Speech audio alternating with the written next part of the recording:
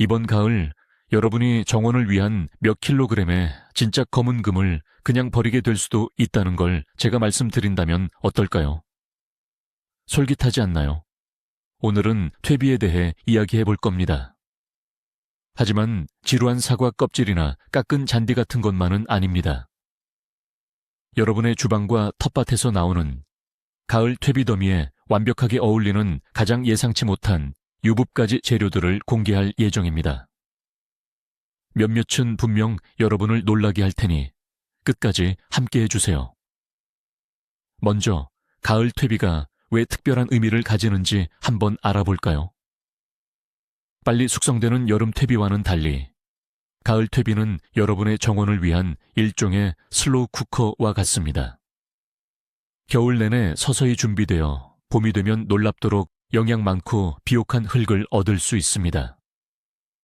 성공의 비결은 바로 초록색, 질소 함유 재료와 갈색, 탄소 함유 재료의 올바른 균형입니다.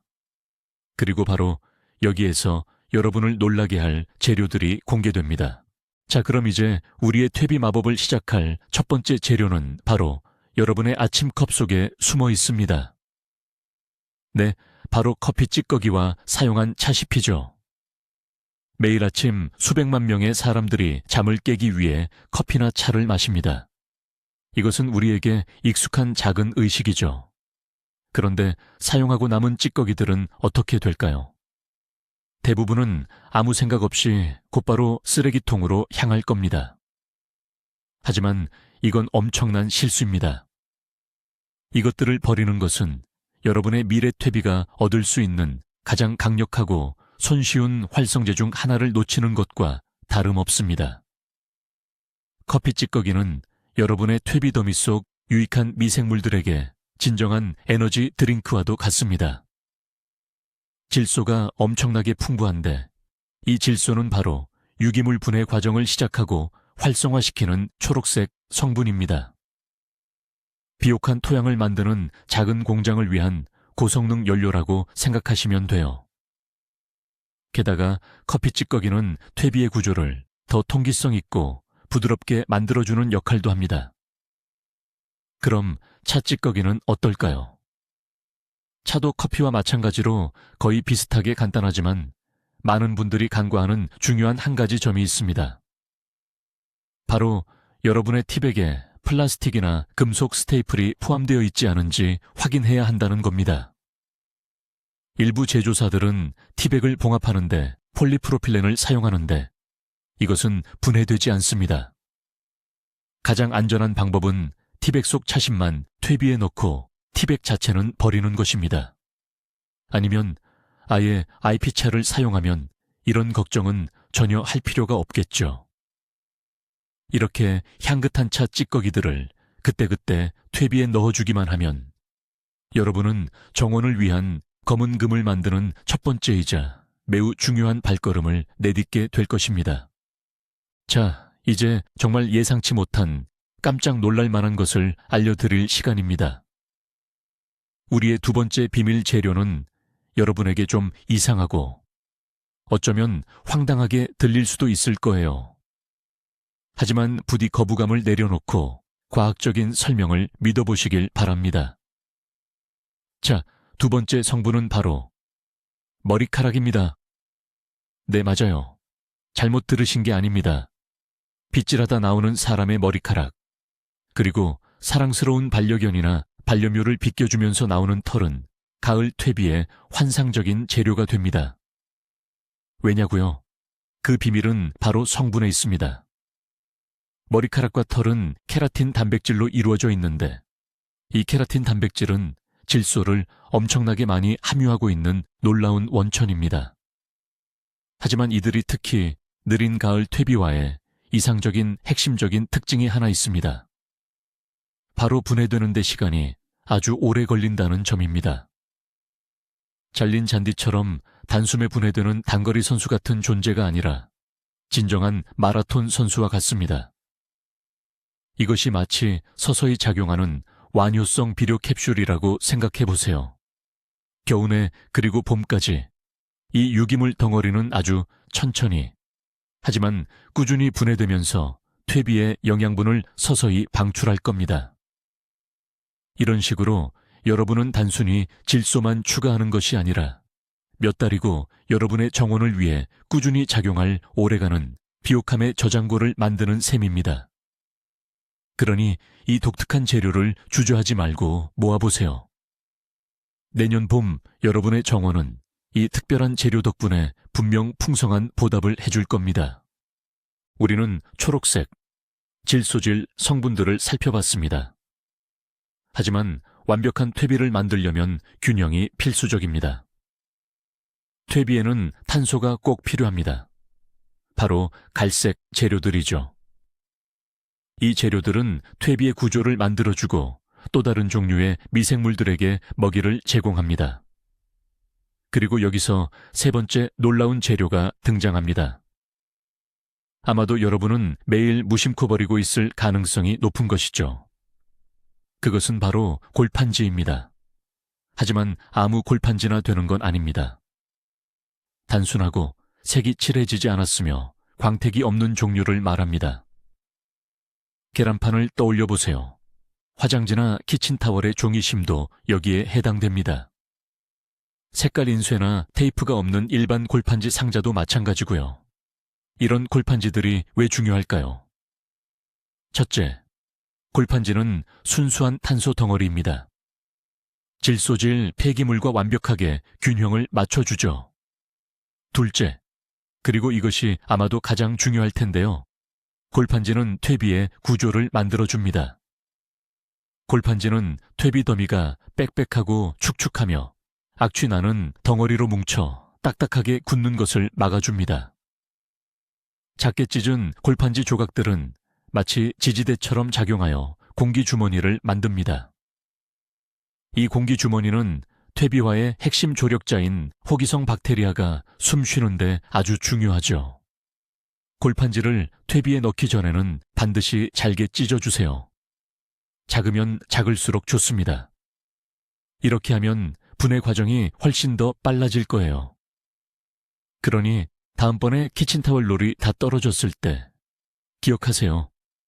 여러분의 손에 있는 것은 쓰레기가 아니라 미래 텃밭의 건강을 위한 귀중한 건축 자재라는 것을요. 자, 이제 우리 퇴비 칵테일의 에너지, 오래가는 비료, 그리고 구조를 더했어요. 다음은 무엇일까요? 다음으로 우리가 추가할 것은 바로 향신료입니다. 이것이 네 번째, 정말 특별한 재료죠. 부엌 찬장을 한번 깊숙이 들여다보세요. 분명 2년 전 크리스마스 베이킹을 위해 샀던 시나몬 가루통이 있을 거예요. 아니면 유통기한이 한참 지난 강황 가루나 예전만큼 향이 좋지 않은 후추 가루도 있을 수 있죠. 이 소중한 보물들을 서둘러 쓰레기통에 버리지 마세요. 많은 분들이 모르시지만 유통기한이 지난 향신료들이 퇴비 더미에서 아주 훌륭한 역할을 할 수 있답니다. 첫째, 향신료는 여전히 많은 유기화합물과 미량 원소를 포함하고 있어서 최종 퇴비의 영양을 풍부하게 해줄 거예요. 하지만 이게 다가 아니에요. 더 흥미로운 점은 많은 향신료들이 살균 및 항균 특성을 가지고 있다는 것입니다. 예를 들어 시나몬은 특정 곰팡이의 성장을 억제하는 능력으로 잘 알려져 있어요. 그리고 매운 고추는 퇴비 더미로부터 설치류나 다른 달갑지 않은 손님들을 쫓아내는데 도움이 될 수 있습니다. 물론 향신료를 몇 킬로그램씩 쏟아 부을 필요는 없어요. 하지만 소량의 오래된 향신료는 퇴비에 해가 되지 않을 뿐더러 독특한 성분을 더해주고 미생물 균형을 건강하게 유지하는 데도 도움을 줄 수 있습니다.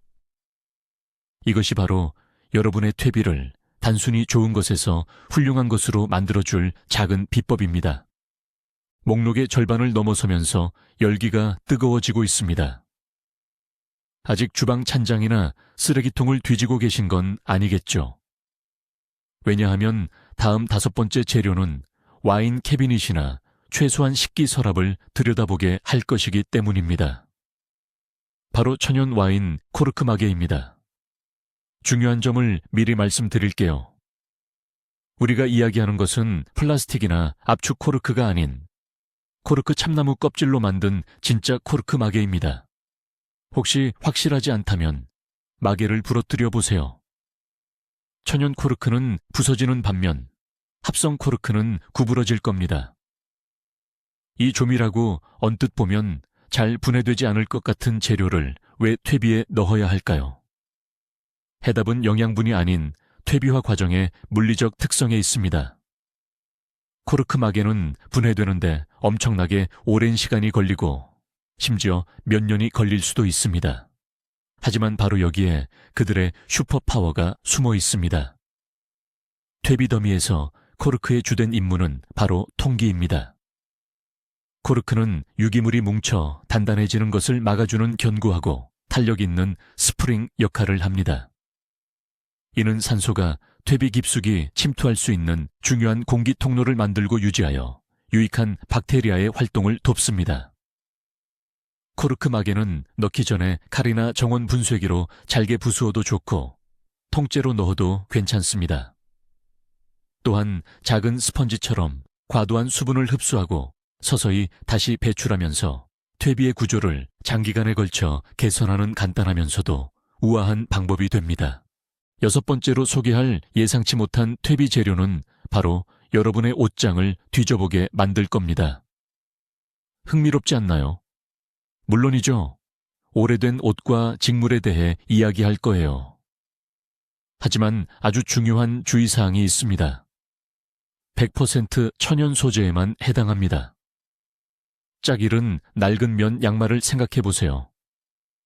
좀벌레 때문에 회생불능이 된 울 스웨터도 좋고요. 혹은 손뜨개질이나 바느질로 남은 작은 린넨이나 실크 조각들도요. 왜 이런 것들이 퇴비가 될까요? 이유는 아주 간단합니다.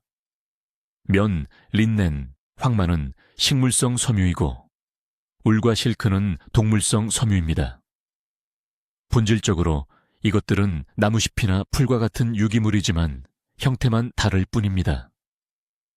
퇴비에 들어가면 훌륭한 탄소원, 즉 갈색 재료가 됩니다.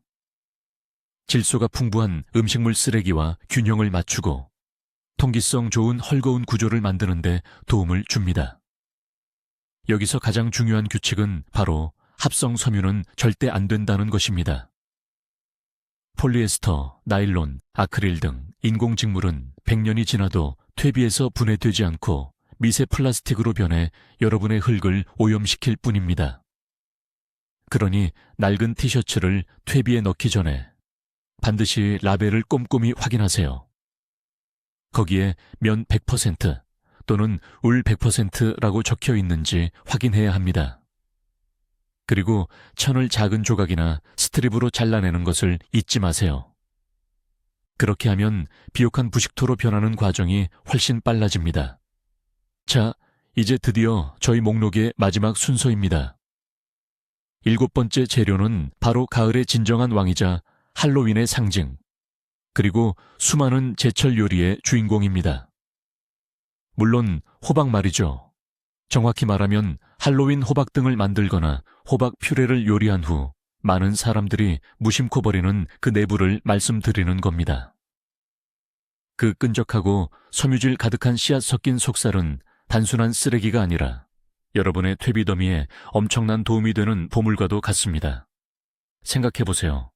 이 속살은 수분과 영양분이 놀라울 정도로 풍부합니다. 퇴비화 과정을 시작하는 미생물들에게 즉각적인 에너지원이 되는 당분을 풍부하게 함유하고 있죠. 마치 자동차 엔진의 시동 장치처럼 퇴비 전체 시스템이 원활하고 활발하게 작동하도록 강력한 초기 동력을 제공합니다. 호박 잔여물은 퇴비 더미를 순식간에 데워 발효를 촉진하고 다른 건조하고 밀도가 높은 재료들의 분해를 가속화하죠. 이 귀한 자원을 최대한 효율적으로 활용할 수 있는 작은 팁이 하나 있습니다. 호박 속살을 퇴비에 넣기 전에 삽이나 칼로 살짝 잘게 썰어주는 겁니다. 이렇게 하면 미생물과의 접촉 면적이 넓어져 분해 과정이 더욱 빨라집니다. 그러니 다음번에 호박 요리를 할 때는 그 버려지는 부분이 사실 여러분 정원의 미래 건강과 비옥함을 위한 가장 소중한 밑거름이 된다는 것을 기억하세요. 이제 이 모든 것을 하나로 모아보면 그 속에 숨겨진 진짜 마법을 깨닫게 되실 겁니다. 한번 상상해 보세요. 퇴비에 머리카락을 넣으면 몇 달에 걸쳐 천천히 질소를 방출하며 미생물에게 영양분을 공급합니다. 잘게 부순 와인 코르크를 던져 넣으면 작은 지지대처럼 퇴비가 뭉치지 않게 하여 공기 순환을 돕습니다. 오래된 향신료는 단순히 분해되는 것을 넘어 독특한 미생물 생태계를 조성하여 최종 퇴비가 질병에 더 강하게 만들어줄 수 있습니다. 이것은 단순히 쓰레기 처리가 아닙니다. 이것이야말로 진정한 정원 연금술입니다. 여러분은 단순히 쓰레기를 섞는 것이 아니라 살아있는 유기체를 만드는 것입니다. 이 유기체는 겨울 내내 스스로를 만들어내어 봄에는 여러분의 정원에 엄청난 힘과 비옥함을 선사할 것입니다. 바로 여기에 반전이 있습니다. 여러분의 퇴비 더미는 단순한 쓰레기장이 아니라 천천히 작동하는 생물 반응기입니다. 자, 그럼 정리해 볼까요? 커피 찌꺼기, 머리카락, 종이 상자, 오래된 향신료, 와인 코르크, 천연 섬유, 그리고 호박 잔해. 이것들은 여러분의 완벽한 가을 퇴비를 위한 7가지 비밀 재료입니다. 이제부터는 쓰레기를 완전히 다른 시선으로 보게 되실 겁니다. 영상 끝까지 시청해 주셔서 정말 감사합니다. 새로운 정보나 유용한 팁을 얻으셨다면 좋아요를 눌러주시고 더 많은 정원 가꾸기 비법을 놓치지 않으려면 채널 구독도 잊지 마세요. 이제 여러분께 질문이 있습니다. 여러분은 혹시 퇴비에 넣어본 가장 특이한 재료가 있으신가요? 아래 댓글에 여러분의 실험과 경험담을 공유해 주세요.